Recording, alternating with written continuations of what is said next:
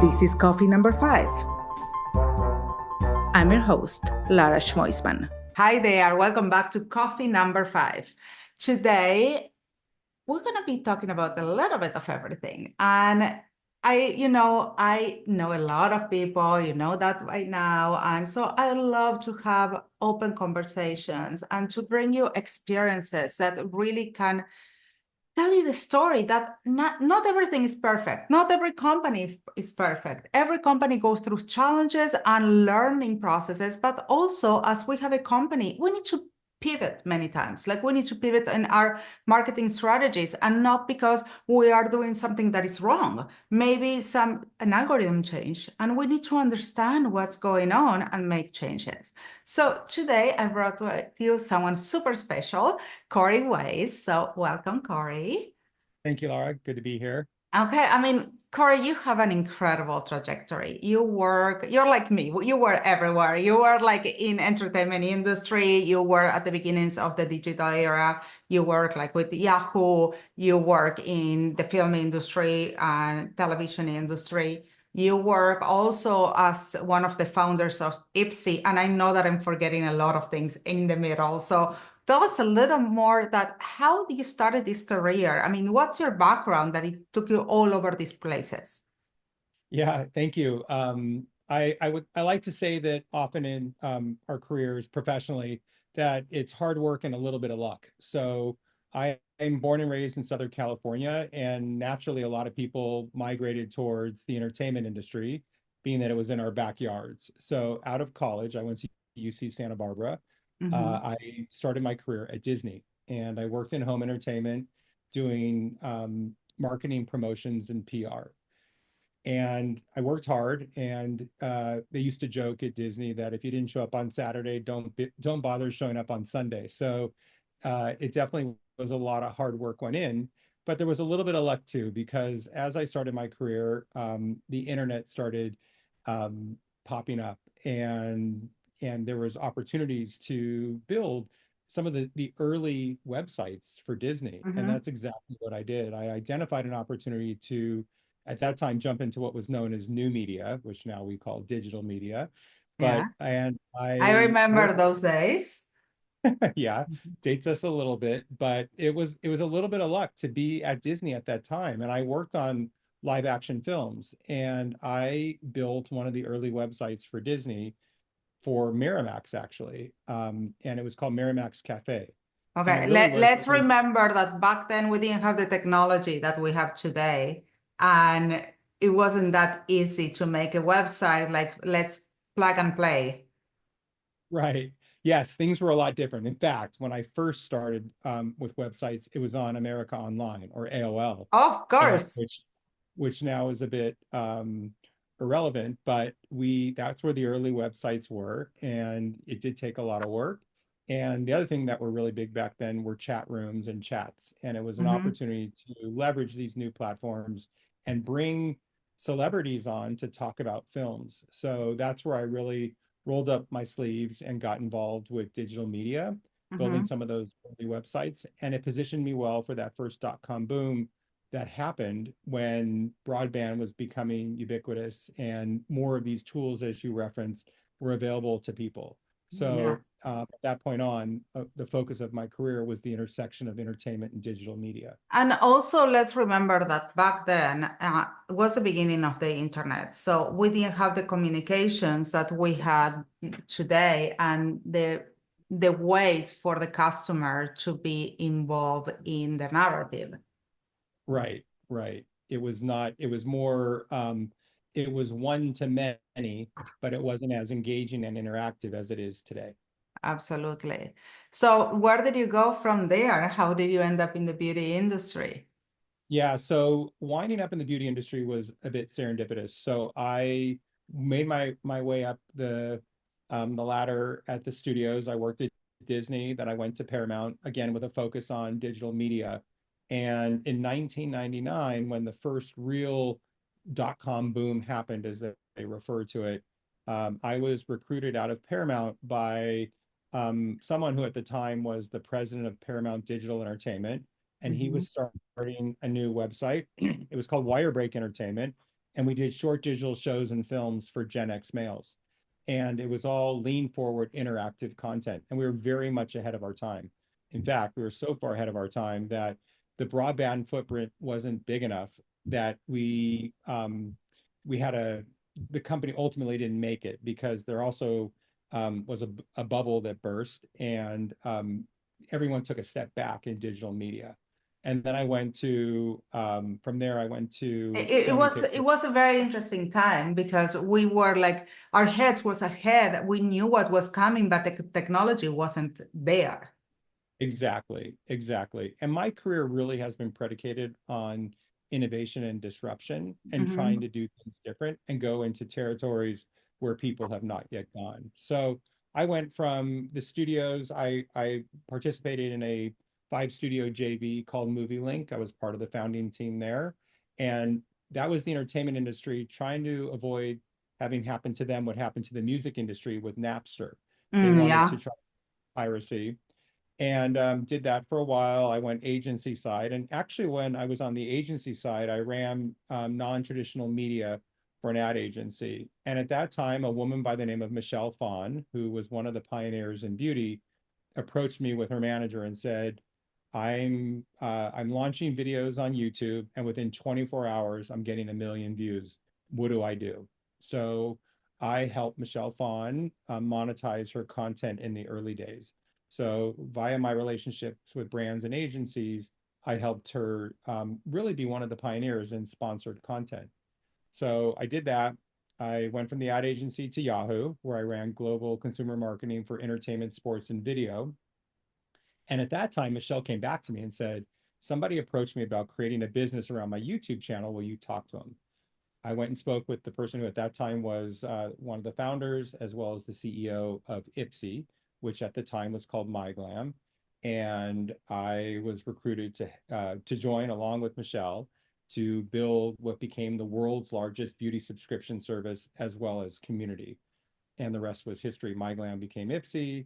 I became immersed in the beauty industry while during my decade plus tenure at Ipsy, I wore every hat within the company and was very fortunate that it allowed me to be a pioneer with the creator economy, content. I built out a studio.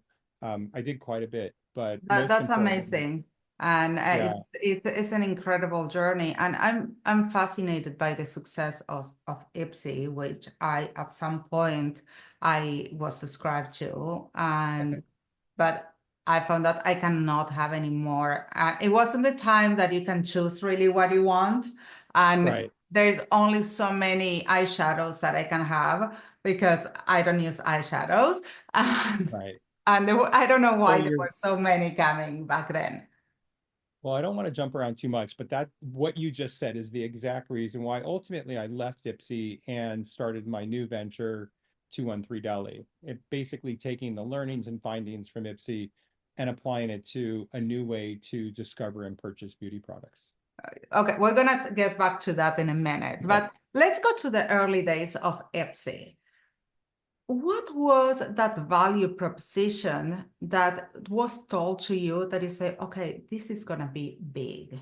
People are gonna really subscribe to this idea. How was it sold to you? Well, I think there was a couple things. One, I had already seen the success of creators, or at that time they were called YouTubers because Mhm. that's all there was. That was the only platform they were using. And I saw what was happening with Michelle Phan. I saw that when she would post a video on YouTube, how quickly she would accumulate 1 million views or more. And I also read the comments. I read the comments and saw how her fans kind of hung on to every word she said. And I saw how her fans, she could basically recommend any product and they would cling on to every word and they would go out and buy that product. And what we realized there was something called inspirational commerce.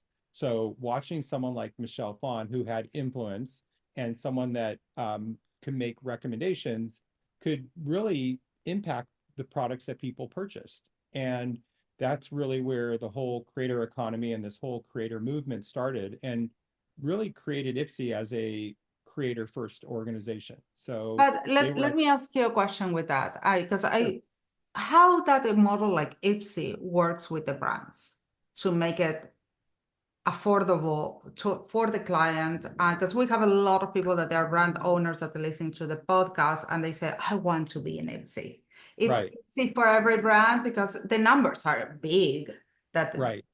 Yes. So one thing that's really impressive about Ipsy is that when we launched the company in the first glam bag shipped in December of 2011, we shipped 7,500 glam bags. When I left the company in 2022, we were shipping 3.5 million bags a month. that's a So, big commitment for a young brand. right. So exactly. And that's really to answer your question. In the early in the early months, yes, 7,500 was doable for a brand. But as we scaled and had hundreds of thousands, if not millions of subscribers, it made it difficult for brands to participate. And at that point, we developed a program to help subsidize the creation of products so that brands could afford to be in the glam bag. So it really took us identifying the top brands and then helping underwrite the cost to create products to participate. I know, but for example, what does it mean? I mean, I understand that you created this plan and which is great, but for how much they're gonna get the brand for? How much Ipsy will pay brands for the products? Yeah, it really varied. I mean, in the early months when it was just when the numbers were still manageable, people would donate product. And then in the later months, as our numbers scaled and the minimums that people had to provide to participate, then we started to subsidize the creation of their product. But there never was a fee associated. It was a marketing channel, Mhm. and there never we never charge brands to participate. That's an incredible opportunity for brands. But since then, it probably changed the model because, like I said before, companies evolve. But you also evolve, and you Oh, evolve in creating a new platform that we had Nicole before in our podcast because I didn't know Nicole at the time, and I found this new technology fascinating. And of course, I'm subscribed and able purchase from 213 Deli. And I know that this is a technology in other countries is common. Even I know that in South America, people are doing a lot of things, not quite this technology, but using a lot of WhatsApp to communicate. right, And we know also that Meta is looking into doing some transactional things with WhatsApp now. So right. you were ahead of the curve one more time. So Yeah. why did you come up with this idea of selling by in the US market that's selling products by text messaging? Right. So again, like I said, I was always an outlier in the beauty industry, Mhm. being that my colleagues were people that put on makeup every day and I didn't. So I looked at things from the outside in and I looked at things differently and I really studied consumer behavior. And a comment that you made earlier, which was very astute, is that the subscription model had started to become fatigued. I mean, people, there's only so many mascaras, eyeliners, lip gloss, eyeshadow palettes that you needed. So one, that was one issue. And the second was people had so many subscriptions and they forgot how many they had. They'd forget to cancel and they'd get charged every month. So we really wanted to develop something where people bought what they wanted. And we also wanted to develop a platform that wasn't a hard sell. It was more about a recommendation. So each week we partner with beauty creators, we partner with beauty editors, and we partner with celebrity makeup artists. So you were really using this as a way to learn about new brands and products. And we felt that we put together such compelling drops each week that you're going to want to buy it. We didn't have to sell you on it, but rather we could educate and inform you. And as a result, you would make the sale, which is a different way and a different approach to beauty these days. That's super interesting. But how do you find out and how do you get the data of what your customer might want? Because I see the offers that you guys bring to our techs, and Yeah, they're very interesting and different one to the other. So where do you get the data of what your customers might want and that's the right price point? right. Well, I think that it's a great question. And I think that goes back to the earliest learnings and findings I had in digital media is using it as a feedback loop and really, using an educated guess of what consumers want but then responding quickly to their feedback and to looking at purchasing behavior to see what items they want. And that's really what we did at 213 Deli in year one, was really determine what was the right price point, what were the right products, what were the right brands, and adjust the product market fit so that we would be delivering products that people loved. In addition, we, as you've seen as a subscriber, and thank you for doing that, Of course, we work with all the top brands, and you we really do. have a we have a focus on newness. So we want to make sure that when you get that text, you know, you are confident that that drop that's been curated for you um, is the best of the best, and that those are not like last year's products that brands are trying to get rid of, but rather these are new products that brands want to put in the hands of beauty lovers. And that's one thing that we discovered, is that the people that have signed up for 213 Deli are people that really lean into beauty and want to be the first to have a new product. And we've been fortunate to be able to deliver that for our community, because we've worked with brands like Vacation, Thrive, Floor, Gold Fat and MD, to name a few, that used our platform to launch new products. Uh, and how are you gonna do that? Because right now I believe that you're sending one text message per week, right? Is that Yep. right? Yes. It's hard to keep track of everything, but I try. And No, you do a so, great job. thank you. But the question is, because are you planning to segment this more in understanding your customers and say, well, if this person bought this, then I may offer them this? What's the plans of scale this platform without sending so many texts? Because you know Ex- that there are studies out there, and as an agency, we offer SMS marketing, and the standards, right, is not more than 5 to 6 text messages a month. Right. So, very good question. So, I want to address it in two ways. First is really differentiating what we are versus others. So, what we see happening today is SMS marketing. You go to a website, they ask for your mobile number to get 15% off or some type of discount from your purchase. And then they tend to bombard you with text messages that usually drive you back to a website. We are not SMS marketing, we are SMS commerce. So the entire transaction happens on the phone. We do only text you once a week, but where we're heading right now and very close to offering is, so right currently on Thursday at noon Pacific Standard Time, everybody receives the same drop. So it's kind of a one size fits all. And we really have honed and modified it so that the drop is universally appealing to everyone that receives it. However, to your question, which was a great one, we are going to start with personalization. So you will respond to a quiz, answer some questions, and then we could just deliver you the drops that you're most interested in. So if Oh, you I say, love that. It's all about personalization these days. yeah, so it's all going to be about personalization. Our conversion rates are pretty good right now, but we know that when we have personalization and you raise your hand and say, 213 Deli, just send me hair and lip products, we'll just send you hair and lip products. Maybe someone like myself who's interested in skincare and body care, I'll just receive drops of skincare and body care. So the personalization will allow us to send multiple drops each week, but only targeting people that have indicated that's the type of products they're most interested in. Let me ask you a question, because you know that there are a lot of laws from SMS. Are you guys having to be working with those laws too? Because this is a gray area.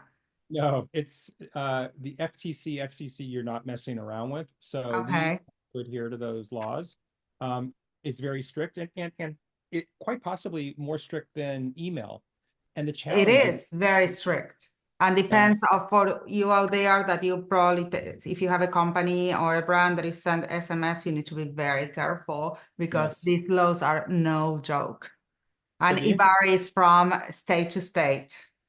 Correct. But the interesting thing, as you probably well know, and all your listeners and viewers know, is that we just came out of an election, and all of our phones, regardless of where your political leanings are, Mhm. received an abundance of text from candidates and initiatives. Yes, And we did. and people ask me all the time, how come they're able to, I opt out of these or I never signed up. How come I'm getting all these texts? And the reason is politicians being politicians, when they created the laws, they carved themselves out of it.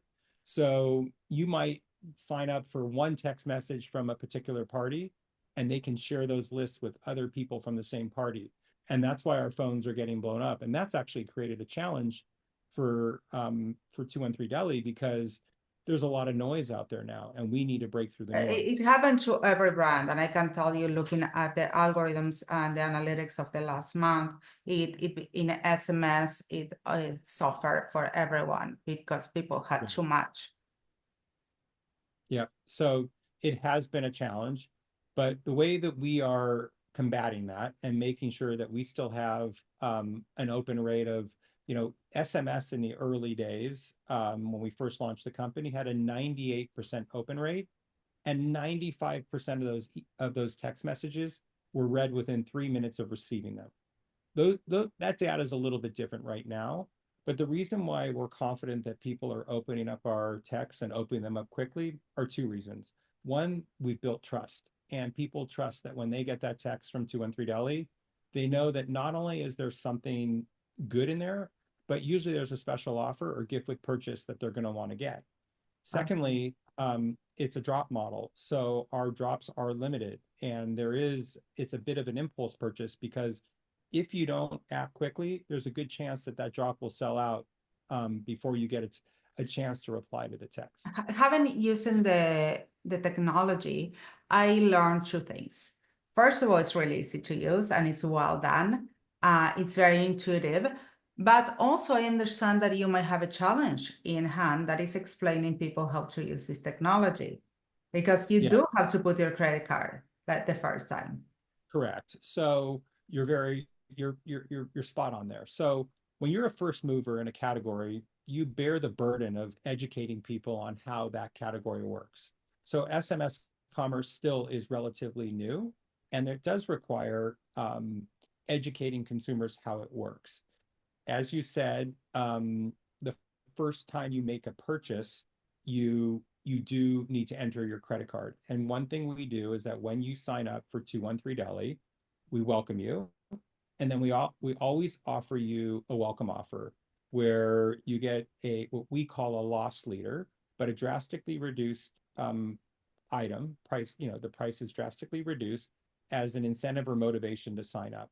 Because once you sign up and enter your credit card number and enter your shipping address, we then encrypt that and securely store it with your phone number. So on subsequent drops, literally all you have to do is reply, and then we know, oh, this phone number belongs to Lara. This is her shipping address. This is her credit card information. We bill you and we ship it out the same day. I And know, as and that's incredible. I love that the platform offers that, but how do you generate trust the first time? How did you get to your customers? How did you spread the word? So part of the way that we establish trust, there's a few ways we do it. One is through our partners. So the main way that we build awareness is through creators. As I mentioned, beauty creators, beauty editors, and celebrity makeup artists that have trust with their viewers. And we intentionally partner with people that we know have a reputation of being trendsetters, and Mhm. a reputation that their followers trust what they recommend. And that comes from the early days with Michelle Phan, that if she told you that she loves a particular mascara, people wanted to get that exact mascara. And those are the type of partners we still work with today. So when you were creating, I call it my brand script. Coming from Uh-huh. screenwriting, I call it my brand script. Right. But you have, when you created your customer, when you were thinking about who is your first customer, I assume that you had to have in consideration people that they will adopt not only like makeup art, makeup products, that they have certain problems, but also they can be first movers and not first movers, first adapters and adapt to new technologies. So that Yes. challenge and narrow your target audience. Yes, I think, definitely. I mean, we needed to be people that weren't um, technology adverse. but were ones that embraced technology and relied on technology. And to that question, and to your point, our primary target are women 35 plus. These are women that are attached to their phones, but they're not spending 2 to 3 hours a day on Instagram or TikTok scouring for the best brands and products. They use their phones as a way to communicate with their friends, to track their children, and they're time deprived. So we Mhm. know that they want to rely on a trustworthy service like 213 Deli, so we can cut through the clutter and save them time, ultimately. So I we're love providing that. that. I need that. Right, exactly. Like, so that's why we offer them great brands, great products that they're learning about it from creators or beauty editors or celebrity makeup artists who are telling them that these products are game changers, or they're life changing, or they'll become obsessed with it, Do and you they trust. do you feel, sorry to interrupt, and I have Oh, all that's these okay. questions that Oh, and please. I'm fascinated. So you feel since you launched, when was that? A year ago? A little A year over, ago, yes. yeah. So do you feel like your target audience, you were able to expand on target audience as people learn and the word more word of mouth? Yeah, so it's funny, you come from entertainment, right? And when in movies, you launch a movie that you want to appeal to a broad audience, these tentpole films. We found too that because of some of these brands that we work with are so popular, and Mm-hmm. people and the brands that we work with, you'll find at top retailers like Sephora or Ulta, or they're trending on social, that they do have awareness among a broad audience. And so where our primary audience might be women 35 plus, we're finding that everyone from the ages of, 18 to 54, if you look at a broader swath or a Mm-hmm. broader demographic, are really interested in 213 Deli as well. That's very interesting. And you say that it's mostly female, or you feel like men also are interested in this technology? Because I can see it also that it could be very beneficial for busy men to Yeah, just try you're this. you're spot on again. So when we hit that personalization, Mm-hmm. then men who might really only want skincare, hair care, maybe we can do, beard care, or various things that particularly target men, will Yeah. have that personalization as well. So yes, we do have male customers currently, and male I'm customers. so looking forward to see your. I'm so intrigued, and I'm looking forward to see that personalization. Well, we're very excited for it as well, and we know that that will kind of be the holy grail of what we're doing. Well, I found that a lot of the technologies, and I'm surprised by this, that they're trying to target alphas, generation alphas, millennials, and Z gens. Uh, W- How do you plan to tackle, or if you plan to tackle those generations as well? well, we find that they're definitely aware of us based on the creators we work with and the brands that we work with. But the reality is that Gen X spends more money on personal care than any other demographic. In addition, they're the ones that control the purse strings. So they have that discretionary income to spend on beauty. And the third thing is that they're also the least fickle. We find with Gen Alpha, Gen Z, millennials, they're jumping on trends, and they're also very price sensitive. So um, we know that there's a sweet spot between mass and prestige, where we could really, we know that there's high conversion. So that's one thing that we spent year one figuring out, is what that price point is, and what are those categories that people are most interested in. That's so interesting because lately when I've been looking at new technologies, every technology is really focused on young audiences. So it's Um, fascinating that you guys are finding your spot in other audiences. And I agree with you 100% that they have, for these brands that you're working with, more spending.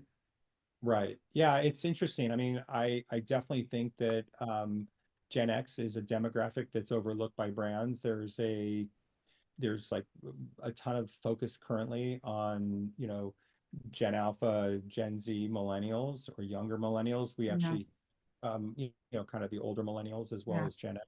Well, Uh, we're the forgotten. Very much so. And one thing we found is, people have responded really well. I mean, um, you take a look at our branding, you take a look at our narrative, and those like older millennials, Gen X respond very favorably to what we've created. Yeah, well, that's great that you have all this data.